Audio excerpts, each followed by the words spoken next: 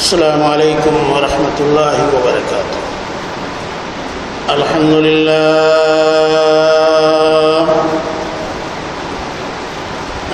للہ نحمده ونستعینه ونستغفره ونؤمن به ونتوکل علیہ ونعوذ باللہ من شرور انفسنا ومن سیئات اعمالنا من يهده الله فلا مضل له ومن يضلله فلا هادي له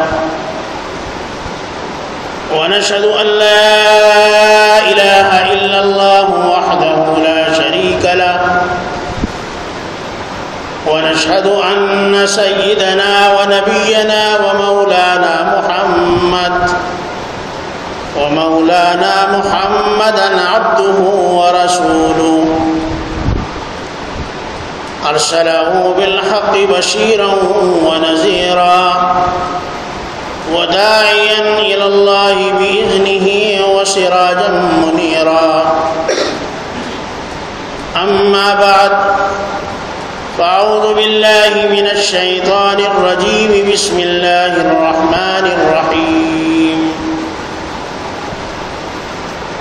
إنما المشركون نجس فلا يقربوا المسجد الحرام وقال الله تبارك وتعالى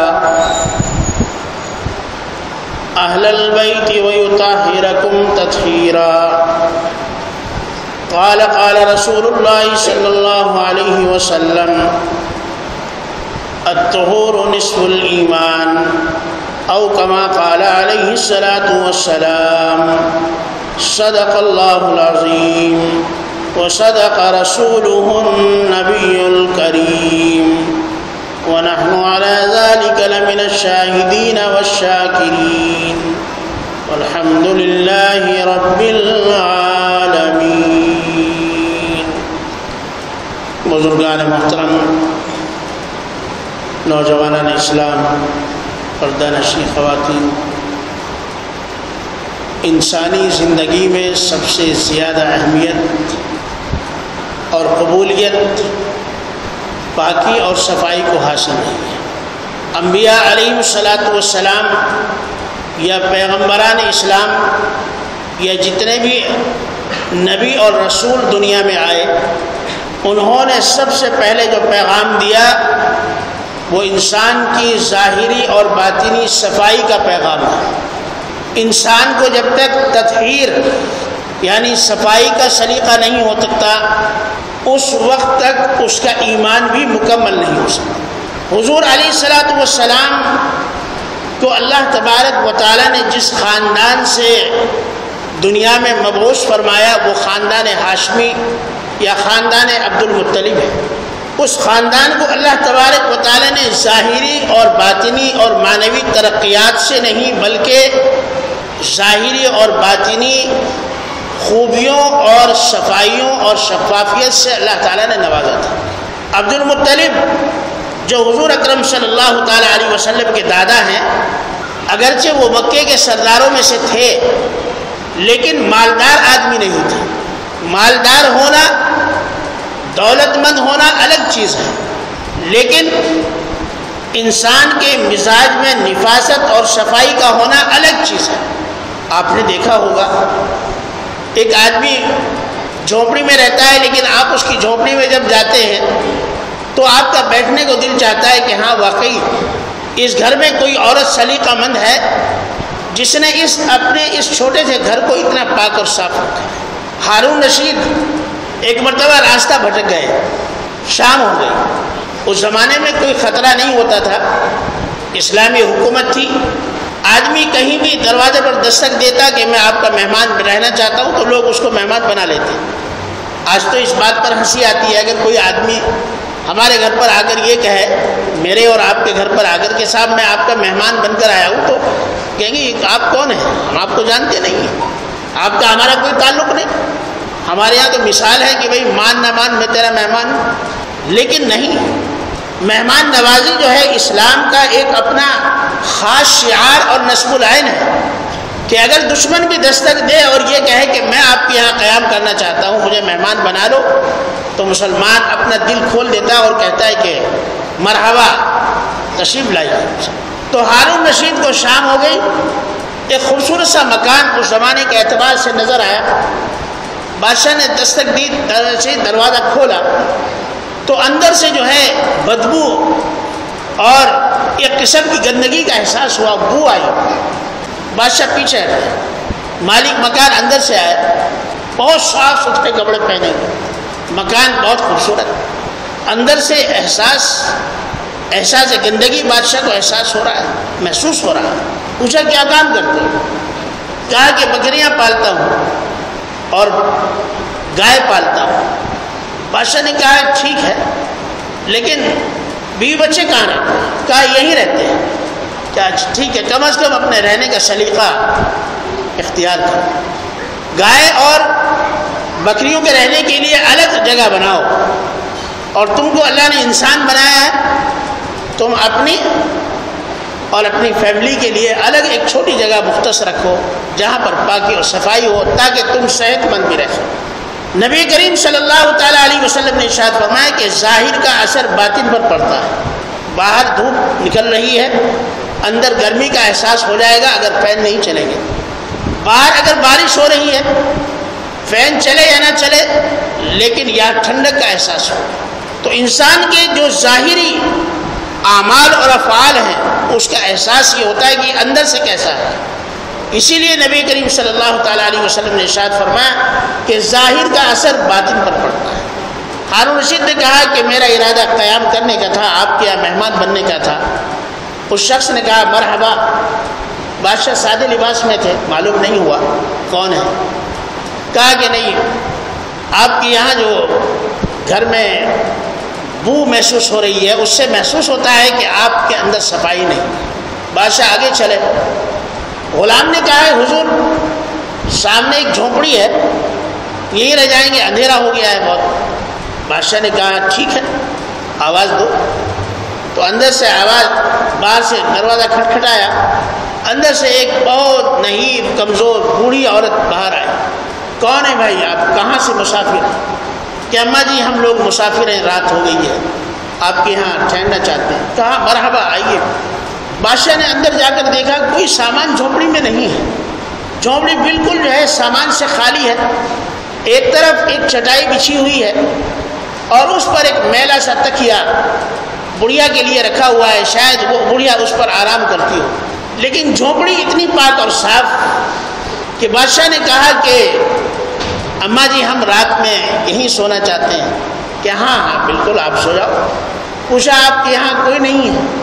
اور کوئی نہیں ہے آپ کے گھر میں؟ کہا کہ ایک بیٹا ہے، وہ شہر میں کمانے کے لیے چلا جاتا ہے، میں اکیلی رہتی ہوں۔ بادشاہ نے رات میں قیام کیا۔ بوڑھی عورت نے جو اس کے یہاں باسی روٹی رکھی ہوئی تھی اور کچھ اچار وغیرہ وہ لا کر بادشاہ کے سامنے رکھ دیا۔ کہا کہ اللہ نے مجھے یہ نعمت دی ہے، آپ بھی اس میں سے کھائیں۔ بادشاہ نے بڑے شوق سے کھایا، اور واقعے میں لکھا ہے کہ بادشاہ نے ساری روٹی کھا لی۔ امیر المومنین ہارون رشید کو روٹیاں اتنی اچھی لگی کہ باسی روٹی سوکھی ہوئی ساری روٹی جو ہے انہوں نے اور ان کے غلام نے کھا لی۔ بوڑھیا نے بہت زیادہ شکریہ ادا کیا، آپ میرے مہمان بنے اور میں شکر گزار ہوں کہ میرے پاس اس سے زیادہ کچھ نہیں ہے۔ پہلے کچھ بکریاں تھیں، ان کو بھیڑیا کھا گیا، اب ہمارے پاس کوئی اثاثہ نہیں ہے۔ بیٹا 8 دن میں ایک بار آتا ہے، شہر سے روٹیاں لے کر آتا ہے، وہ 8 دن تک کے لیے میرے لیے رکھا چلا جاتا ہے، میں 8 دن تک اس کو کھاتی رہتی ہوں۔ رات کو بادشاہ سو گئے اور اول وقت جو ہے تہجد میں اٹھ گئے، تہجد پڑھی، فجر کی نماز پڑھی اور بڑھیا سے اجازت لے کر چل لیے۔ بڑھیا کو تو یہ معلوم نہیں کہ یہ بادشاہ ہیں۔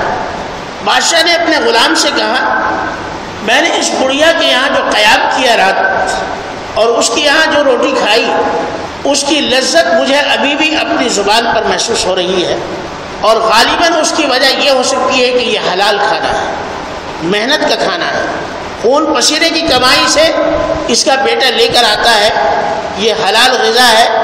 اسی لیے جو ہے آج تہجد کی نماز میں بڑا مزہ آیا، فجر کی نماز پڑھتے ہوئے بڑا وجد آیا، اور یہ دل چاہا کہ اور نماز پڑھتے رہیں، تو گویا اس بڑھیا کا کھانا اور پینا بالکل حلال ہے۔ تو معلوم ہوا کہ اس واقعے سے کہ انسان کی جو ظاہری صفائی ہے وہ اس کے باطن پر بھی اثر انداز ہوتی ہے۔ اسی واقعے کو بنیاد بنا کر آپ بہت کافی لمبی چوڑی باتیں کہہ سکتے ہیں۔ میرا عرض کرنے کا مقصد یہ کہ آج کے اس دور میں جبکہ ساری دنیا میں جو ہے ہر آدمی چکا چوند اور خوبصورتی کی طرف دوڑ رہا ہے، اس حالت میں جو ہے انسان نے اپنی تطہیر، اپنی صفائی اور اپنے اندر کی صفائی، خصوصیت کے ساتھ باطن کی صفائی کا خیال چھوڑ دیا ہے۔ ہمارے حضرت ایک مرتبہ سفر کر رہے تھے، 60 سال پرانی بات ہو گئی، تو اس زمانے میں جھٹکا گاڑی ہوا کرتی تھی سفر کرنے کے لیے، یا گھوڑے ہوا کرتے تھے، یا گدھے ہوا کرتے تھے، یا اونٹنیاں۔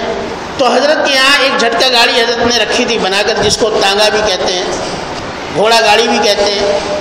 تو حضرت جا رہے تھے حضرت میاں جی نور محمد جھنجھانوی رحمۃ اللہ علیہ کی قبر پر حاضری دینے کے لیے، جو ہمارے سلسلے کے بڑے اکابر میں سے گزرے ہیں۔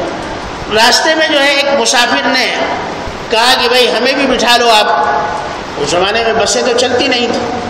تو حضرت نے کہا تانگا چلانے والے سے کہ بھائی بٹھا لو اس کو بھی، اگرچہ تانگا ہم نے اپنے لیے پورا کر رکھا ہے، لیکن یہ آدمی بھی مجبور ہے، کہاں تک پیدل جائے گا، چلو اس کو بھی بٹھا لو، جہاں جانا ہے اتر جائے گا۔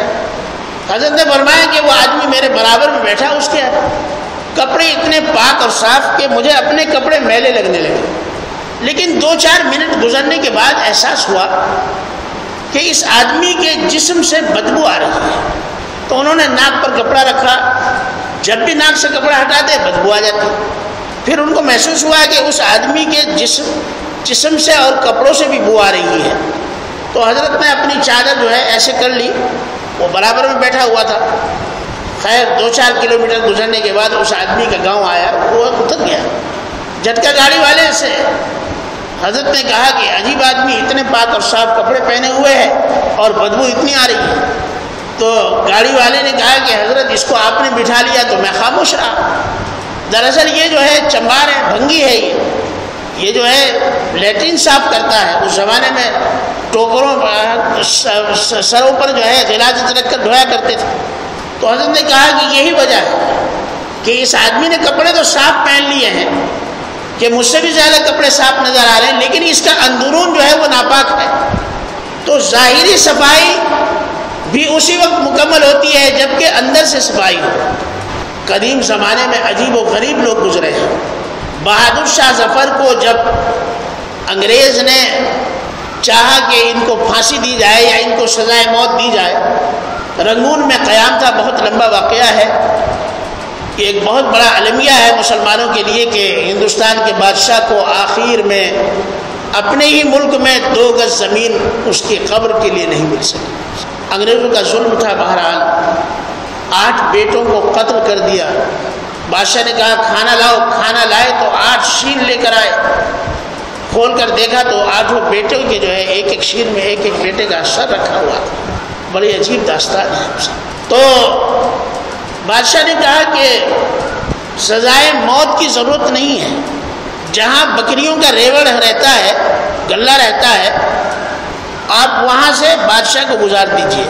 بادشاہ کو جیسے ہی وہاں سے بکریاں جہاں موجود ہیں وہاں سے گزارا تو دماغ کی نس پھٹی اور بادشاہ کا انتقال ہوا۔ یعنی بکریوں کی بو سونگھنے سے ہی جو ہے دماغ کی رگ پھٹ گئی۔ اتنی پاکیزگی اور نفاست ان لوگوں میں تھی۔ دنیا میں اس سے بھی زیادہ پاک اور صاف رہنے والے لوگ گزرے ہیں۔ حضرات انبیاء کرام علیہ السلام کی مثالیں تو بہت بڑی ہیں۔ جو شاہجہاں بادشاہ کی جو بیوی تھی جس کو نور جہاں کہا جاتا ہے، جب وہ لیٹرین جایا کرتی تھی بیت الخلا تو عطر کی ایک شیشی لے جاتی اور اس کو وہاں ناک کے قریب رہ کر وہ اجابت کرتی تھی، بدبو کا احساس نہ ہو۔ اب یہ ہمارے لیے ایک مذاق کی اور موسیقی خیز بات معلوم ہوتی ہے کہ بھئی ایک آدمی لیٹرین میں جا رہا ہے اور وہ عطر بھی سونگھ رہا ہے، تو روزانہ ایک عطر کی باٹل جو سونگھ لی ایک مرتبہ جاتے وقت، اب اس کو اٹھا کر رکھ دیا، پھر دوبارہ وہ کام نہیں آتی تھی، پھر دوسری شیشی ہی لے کر بیت الخلا جایا کرتے تھے۔ ایک مرتبہ عطر لانے والے نے سوچا کہ یہ بلا وجہ ایک امیری چوچلے ہیں، بادشاہ کی بیوی ہے، ملکہ ہے، اس لیے جو ہے نخرے زیادہ ہیں، عطر کی شیشی سونگھنے سے بھلا اس کی خوشبو کم تھوڑا ہی ہو جاتی ہے۔ لہذا اس نے کیا کیا کہ دوسری مرتبہ جب عطر دان لا کر دیا، جتنی وہ شیشی منگایا کرتی تھی اس میں ایک شیشی، پرانی شیشی جو استعمال کی ہوئی تھی، وہ اس میں رکھ دی اور لے جا کر دے دیا۔ جب اس شیشی کا نمبر آیا، سونے ہی سے معلوم ہو گیا ملکہ کو کہ یہ شیشی جو ہے یہ تازی نہیں ہے، یہ شیشی استعمال کی ہوئی ہے۔ عطر فروش کو بلایا کہ تمہاری یہ جرت کہ تم نے استعمال کیا ہوا عطر ہمارے اس میں عطر دان میں رکھ دیا۔ کہا کہ ملکہ معظمہ گستاخی کی معافی چاہتا ہوں، صرف مجھے امتحان لینا مقصود تھا کہ آیا واقعی آپ کو معلوم ہوتا ہے یا نہیں، استعمال ہوئی شیشی اور نئی شیشی میں فرق معلوم ہوتا ہے یا نہیں ہوتا ہے۔ یعنی اتنی نزاکت تھی اس میں۔ اور یہ بات تو بہت مشہور ہے کہ ملکہ کو ایک مرتبہ بادشاہ نے کہا کہو کیا حال ہے، کیسی نیند آئی؟ کہا کہ نیند نہیں آئی، بستر پر جو ہے بہت زیادہ پریشانی تھی، پتہ نہیں کیا ہوا۔ تو صبح کو غلام نے، خادم نے دیکھا تو گلاب کی پکڑیاں جو ہیں بستر پر بچھی ہوئی تھی۔ کہا کہ ان پکڑیوں کی وجہ سے نیند نہیں آئی، ساری رات یہ چپتی رہی۔ اتنی بھی نزاکت۔ ہمارے حضرت مظہر مرزا جانا جا رحمۃ اللہ علیہ، دلی میں ترکمان گیٹ کے قریب اندر میں حضرت کا مزار ہے، درگاہ ہے۔ تو حضرت کو ایک لحاف رضائی لا کر دی جو سردی کے موسم میں پہنتے ہیں، اوڑھتے ہیں۔ آپ کی ایک مرید آئی تو نے کہا کہ حضرت میں آپ کے لیے لحاف لائی ہوں، رضائی لائی ہوں، اوڑھنے کے لیے، بنتا بھی کہتے ہیں یہاں پر۔ حضرت نے کہا کہ اب تو میں اٹھ نہیں سکتا، میرے اوپر ڈال دو۔ وہ ڈال دی اور چلی گئی۔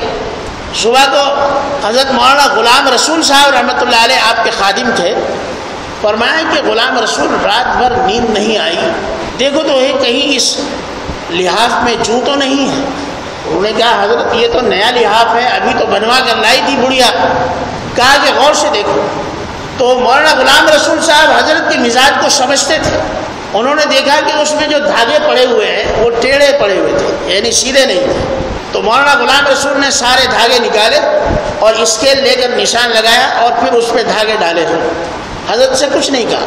رات کو جب سونے کا وقت ہوا تو وہ لحاف پھر حضرت کے اوپر ڈال دیا۔ حضرت نے فرمایا بھائی اس کو مت ڈالو، نیند نہیں آتی۔ کہ حضرت آج نیند آ جائے گی، میں نے اس کو صاف کر دیا ہے۔ اچھا۔ تو رات کو خوب نیند آئی۔ صبح کو کہا حضرت جب تہجد میں اٹھے، کیا حضرت آج کیسی نیند آئی؟ کہا ماشاءاللہ بہت اچھی نیند آئی۔ کیا ہوا اس میں؟ کہا حضرت وہ نگندے یعنی جو دھاگے تھے وہ ٹیڑھے پڑے ہوئے تھے، اس لیے اب میں نے سیدھے کر کے ڈالے تو آپ کو نیند آ گئی۔ نفاست کا بیان جو ہے بہت عجیب و غریب ہے، اس کو جتنا چاہے آپ طول دے سکتے ہیں۔ مطلب یہ ہے کہ انسان میں ظاہری صفائی جب تک نہیں ہوگی اس کا باطن جو ہے وہ صاف نہیں ہوگا۔ اور نبی کریم صلی اللہ تعالیٰ علیہ وسلم کے خاندان کو اللہ تعالیٰ نے قرآن کریم میں اس کی تعریف فرمائی، اہل البیت ویطہرکم تطہیرا۔ اللہ تبارک و تعالیٰ نے حضور علیہ الصلوۃ والسلام کے خاندان کو فرمایا کہ وہ بالکل پاک اور صاف ہیں وہ لوگ، لیکن ہم نے ان کو مزید پاک اور صاف کر دیا۔ کیسے؟ حضرت عبد المطلب حضور صلی اللہ علیہ وسلم کے دادا ابراہہ نے مکے پر چڑھائی کر دی۔ معلوم ہوا کہ وہ نعوذ باللہ کعبے کو جو ہے شہید کرے گا، تو مکے والوں نے فیصلہ کیا، حضرت عبد المطلب نے فرمایا کہ بھائی سب کے سب اپنا شہر چھوڑ دو، مکہ جو شہر ہے اس کو چھوڑ دو اور اپنے بیوی بچوں کو لے جا کر جو ہے چاروں طرف جو پہاڑ ہے ان پر بیٹھو، وہاں رہ جاؤ اور بالکل مکہ خالی کر دو، اس لیے کہ اس کو کعبۃ اللہ سے بیر ہے، اللہ تعالیٰ اپنے گھر کی خود ہی حفاظت فرما لیں گے۔ چنانچہ شہر خالی ہو گیا۔ حضرت عبد المطلب کو معلوم ہوا کہ ان کی جو اونٹ تھے 200 اونٹ، وہ اونٹوں کو پکڑ کر جو ہے ابراہہ کے لوگ لے کر چلے گئے۔ تو حضرت عبد المطلب کو معلوم ہوا کہ ان کے اونٹ بادشاہ کے لوگ لے کر چلے گئے۔ تو عبد المطلب جو ہیں جہاں ابراہہ ٹھہرا ہوا تھا وہ اپنے زمانے کا بہت بڑا بادشاہ تھا، 10,000 فوج کے ساتھ اس نے مکے پر چڑھائی کی تھی۔ تو عبد المطلب جو ہے اپنے اونٹ لینے کے لیے ابراہہ کے پاس چلے گئے۔ معمولی سا لباس، بادشاہ کا لباس تو تاج بھی رکھا ہوا ہے اور ہزاروں قسم کے جو ہیں اس میں مالائیں پہنی ہوئی ہیں جو جواہرات کی، اور شان و شوکت سے تخت پر بیٹھا ہوا ہے، لیکن حضرت عبد المطلب جو ہیں معمولی سے لباس میں، وہی عربی لباس، اپنا ایک پگڑی سی باندھے ہوئے اپنا، اور اپنا ایک جبہ، اور چلے گئے۔ ابرہہ نے دیکھا یہ کون آ رہا ہے، دیکھ کر کھڑے ہو گئے، بادشاہ کھڑا ہو گیا اور اپنا تخت چھوڑ دیا، کہا کہ یہاں بیٹھ گیا۔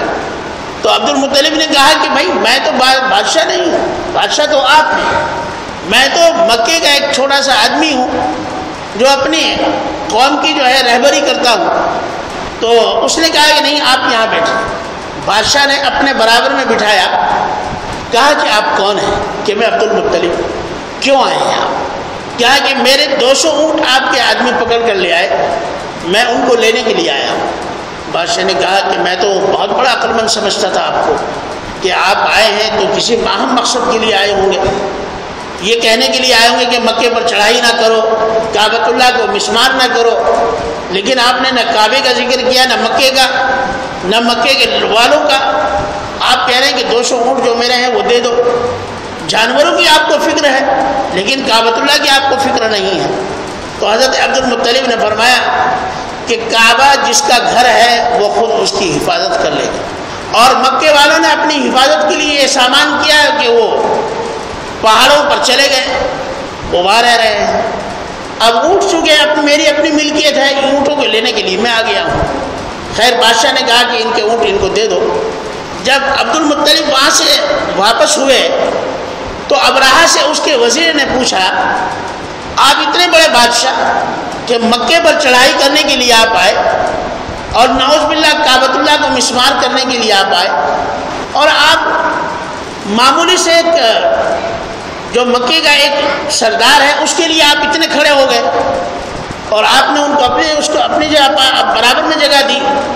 تو ابرہہ نے کہا کہ قسم ہے لات و عزا کی، جو بت تھے اس زمانے کے، قسم ہے لات و عزا کی، میں نے اتنا خوبصورت اور اتنا وجیح اور اتنا پاکیزہ آدمی اپنی زندگی میں کبھی نہیں دیکھا۔ جی تو اللہ تبارک و تعالیٰ نے ان کے بطن سے حضرت عبداللہ رضی اللہ تعالیٰ عنہ کو پیدا فرمایا، جو حضور صلی اللہ علیہ وسلم کے والد محترم کیسے تھے؟ تاریخ میں لکھا ہے کہ حضرت عبداللہ رضی اللہ تعالیٰ عنہ نبی کریم صلی اللہ علیہ وسلم کے والد محترم اتنے خوبصورت، اتنے حسین و جمیل کہ 200 عورتوں نے حضرت عبداللہ کے عشق میں زہر کھایا، اور 50 آدمی زہر کھانے والے وہ ہیں جو مکے کے ہی رہنے والے تھے۔ کیسی داستان عشق ہوگی آپ سمجھ سکتے ہیں۔ لیکن قربان جائیے، اللہ کے نبی صلی اللہ علیہ وسلم کے والد محترم کا بطن تھا، ان کا ظرف تھا، جس بطن سے حضور اکرم صلی اللہ علیہ وسلم دنیا میں تشریف لانے والے تھے، مبعوث ہونے والے تھے، بھلا وہ بطن کیسے ناپاک ہو سکتا تھا؟ جبکہ زنا عام تھا، چوری عام تھی، بدکاری عام تھی، کوئی نبی نہیں تھا، لیکن حضرت عبداللہ نے فرمایا کہ میں کبھی بھی زنا نہیں کر سکتا، نہ زنا میرے باپ دادا نے کیا ہے۔ یعنی حضور اکرم صلی اللہ تعالیٰ علیہ وسلم حضرت ابراہیم علیہ السلام کے بیٹے حضرت اسماعیل ان کی اولاد سے ہیں، محمد بن عبداللہ بن عبد المطلب بن ہاشم بن قصی بن کلاب بن مرہ بن کعب بن لوی بن فہر بن نذر بن کنانہ بن مدرکہ بن الیاس بن معدہ بن عدنان، یعنی پورا ایک شجرہ ہے جو نبی کریم صلی اللہ تعالیٰ علیہ وسلم کے جسمانی اعتبار سے جو ہے ایسے لوگ ہوئے کہ انہوں نے کبھی زنا نہیں کیا، انہوں نے کبھی بدکاری نہیں کی۔ ایسے بطن سے ان صاف شفاف لوگوں میں سے سب سے زیادہ پاکیزہ اور سب سے زیادہ معظم اور سب سے زیادہ بہتر بطن حضرت عبداللہ کا تھا، کہ جس بطن سے نبی کریم صلی اللہ تعالیٰ علیہ وسلم دنیا میں آنے والے تھے۔ 200 عورتوں نے آپ کے عشق میں زہر کھا لیا، لیکن زنا نہیں کیا، کہا یہ نہیں ہو سکتا ہے۔ مکے کی ایک سردار کی بیٹی جو اپنے زمانے کی مجھے نام یاد نہیں آ رہا ہے، اپنے زمانے کی اس زمانے میں بادشاہوں نے اس سے شادی کرنے کے پیغام بھیجے.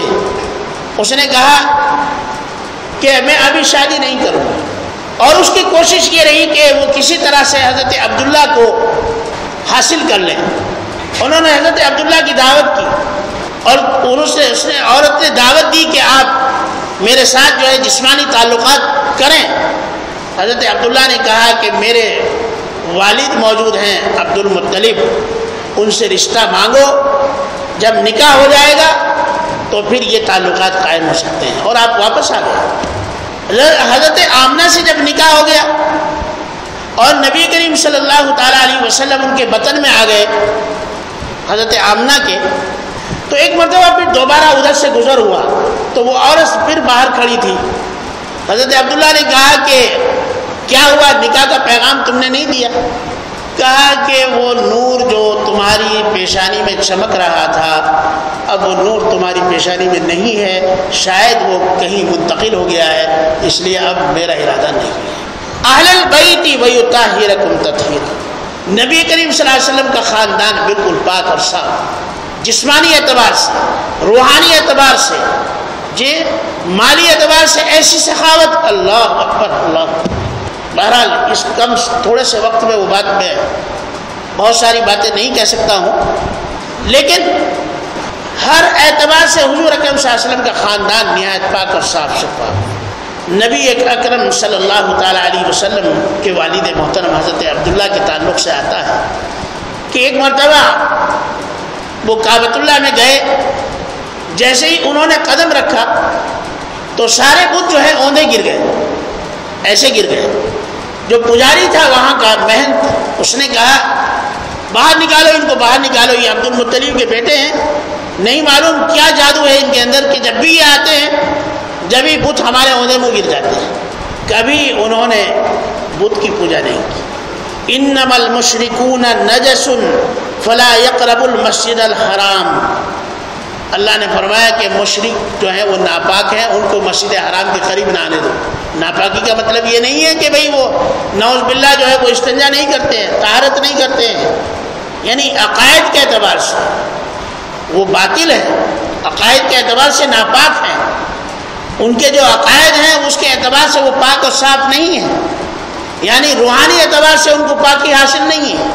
تو حضرت عبداللہ اتنے پاک اور صاف تھے، اللہ تعالیٰ نے ان کے بطن سے نبی کریم صلی اللہ علیہ وسلم کو پیدا کیا. حضرت ابو بکر صدیق رضی اللہ تعالیٰ عنہ فرماتے ہیں کہ میں نے زمانہ جہالت میں جب وہ مشرک تھے، نعوذ باللہ کافر تھے، نہ مشرک تھے یعنی مسلمان نہیں ہوئے تھے، اس زمانے میں بھی حضرت ابو بکر صدیق رضی اللہ تعالیٰ عنہ فرماتے ہیں کہ میں نے کبھی کسی بت کی پوجا نہیں کی، اور کبھی میں نے شراب نہیں پی، اور کبھی زنا نہیں کیا.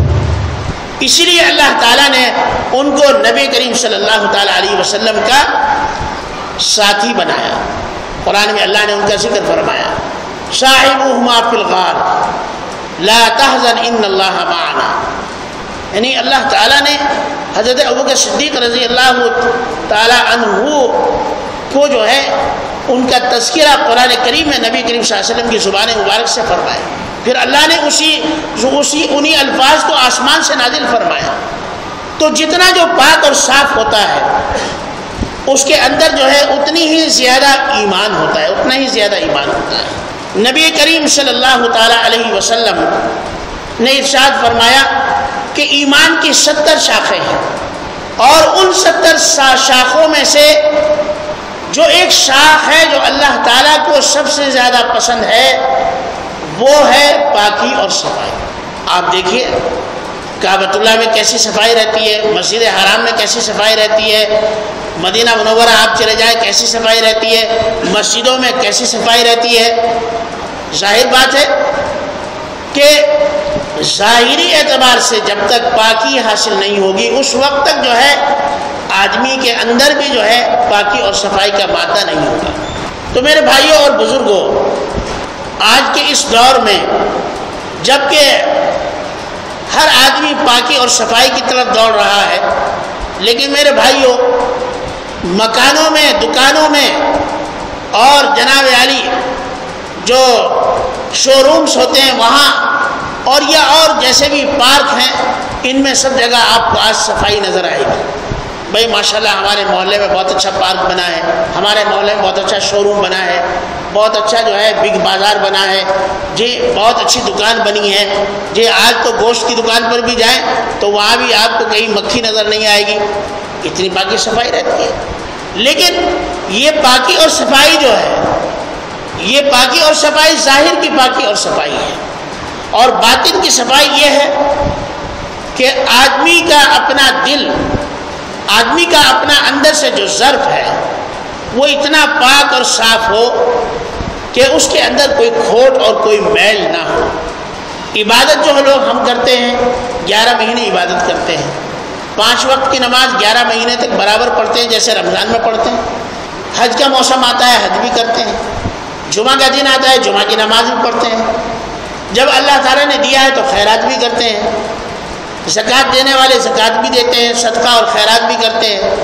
لیکن میرے بھائیوں، جب رمضان کا مہینہ آتا ہے تو اس وقت کی نمازوں میں اور غیر رمضان کی نمازوں میں آدمی خود فرق محسوس کرتا ہے کہ رمضان کی نماز کا اہتمام کچھ الگ ہی ہے اور غیر رمضان کی نماز کا اہتمام کچھ الگ ہے۔ کیوں؟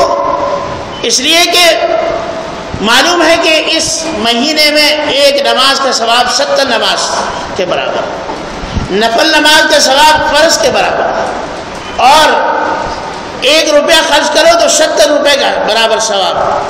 گویا اس مہینے میں، رمضان کے مہینے میں جو ہے انسان سوچتا ہے کہ روحانی اعتبار سے، ثواب کے اعتبار سے بھی جو ہے مجھے بہت اللہ تعالیٰ نواز رہے ہیں۔ نماز بھی قرینے سے پڑھنے کی کوشش کرتا ہے، خشوع اور خضوع کے ساتھ پڑھتا ہے۔ تو میرے بھائیوں، بات اصل یہ ہے کہ 11 مہینے جو ہمارے ظاہری اعتبار سے جو گزرتے ہیں، یقیناً مسلمان پاک اور صاف رہتا ہے، چاہے کیسا بھی ادنا درجے کا مسلمان ہو، لیکن اس کو بھی یہ خیال آئے گا کہ پاکی اور صفائی جو ہے وہ بہت بڑی چیز ہے۔ پیشاب کو جائے گا تو پانی لے کر ہی جائے گا یا ڈھیلا لے کر ہی جائے گا۔ غیر مسلم اگر جائے گا تو اس کے یہاں پیشاب کی کوئی قید نہیں، پیشاب کیا اور اٹھ گیا۔ حالانکہ حضور اکرم صلی اللہ تعالیٰ علیہ وسلم نے ارشاد فرمایا کہ میری مسجد میں کوئی لہسن اور پیاز کھا کر بھی نہ آئے، اور پسینے دار اگر کپڑے پہنے ہوئے ہیں، یعنی جسم میں بدبو ہے پسینے کی، تو ایسی حالت میں بھی جو ہے مسجد میں نہ آئے۔ یہ پاکی اور صفائی کی انتہا ہے۔ حضرت مولانا رشید احمد گنگوئی نور اللہ مرقدہ کے زمانے میں مسجد میں، اس زمانے میں نہ تو ٹیوب لائٹ تھی، نہ اس طرح کی کرنٹ تھا، تو میٹھے تیل کا چراغ جلتا تھا۔ تو ماچس کی کاڑی جو ہے، چونکہ اس میں گندک لگی ہوئی ہوتی ہے، تو مولانا گنگوئی فرمایا کرتے تھے کہ مسجد میں ماچس کی تلی جو ہے جلانا صحیح نہیں ہے، اس میں گندک کی بو ہوتی ہے، مسجد میں فرشتوں کو تکلیف ہوتی ہے، اس لیے چراغ مسجد سے باہر لاتے اور وہاں سے جو ہے ماچس کی کاڑی کی تلی سے اس کو سلگاتے اور پھر چراغ کو اندر لے جا کر رکھتے۔ فرمایا فرشتے رہتے ہیں یہاں پر، مسجد میں فرشتے رہتے ہیں، اس لیے جو ہے ماچس کی تلی کی بو بھی جو ہے فرشتوں کو برداشت نہیں ہے۔ یہ مسجد کا احترام کے خلاف ہے کہ وہاں ماچس کی تلی جلائی جائے۔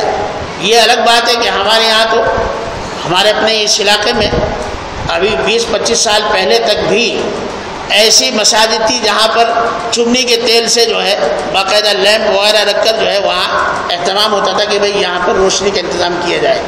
میرا عرض کرنے کا مقصد یہ ہے کہ پاکی اور صفائی جو ہے مسلمان کا سب سے پہلا اور سب سے آخری اور سب سے اہم اور بنیادی فریضہ ہے، باطنی اعتبار سے بھی ظاہری اعتبار سے۔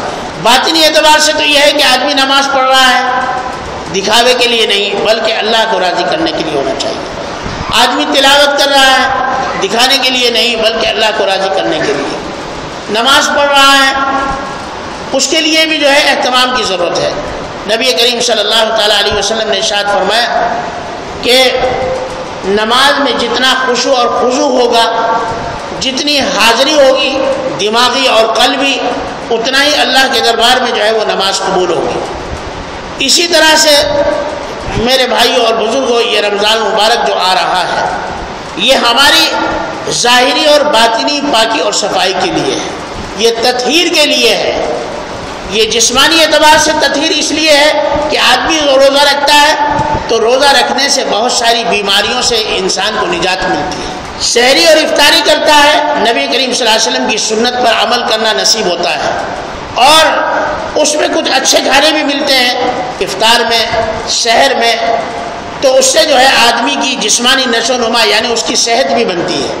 اور پھر جو عبادات ہوتی ہیں، ریاضات ہوتی ہیں، نماز، تراویح، قرآن کریم کی تلاوت، اور پھر غیبت سے بچنا، جھوٹ سے بچنا، جی نظر بد سے بچنا، اور کسی کی جو ہے برائی اور کسی میں عیب جوئی، ان سارے چیزوں سے، گناہوں سے آدمی بچ کر جب روزہ رکھتا ہے تو اس کی باطنی تطہیر بھی ہو جاتی ہے، یعنی انسان جو ہے ظاہری اعتبار سے بھی باطنی اعتبار سے بھی جو ہے پاک اور صاف ہو جاتا ہے۔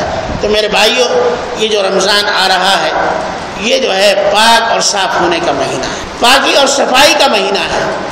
اس مہینے میں ہم سب کا فریضہ ہے کہ ہم اللہ کو راضی کرنے کے لیے اپنے قلب کو، اپنے دماغ کو، اپنے تمام ظاہری اور باطنی جوارح کو جو ہے بالکل ایک دم سجا لیں، اور ہماری زبان پر جو ہے کوئی برا کلمہ نہ آئے، ہمارے منہ میں کوئی ناجائز لقمہ نہ جائے، اور ہم اعتبار سے، کھانے پینے کے اعتبار سے، عبادت کے اعتبار سے، تمام اعتبار سے ہم پاکی اور صفائی حاصل کریں، تاکہ آنے والے جیسے ہی رمضان آ رہا ہے تو اس رمضان میں ہمارے تمام اعمال اللہ کے دربار میں قبول ہو سکیں۔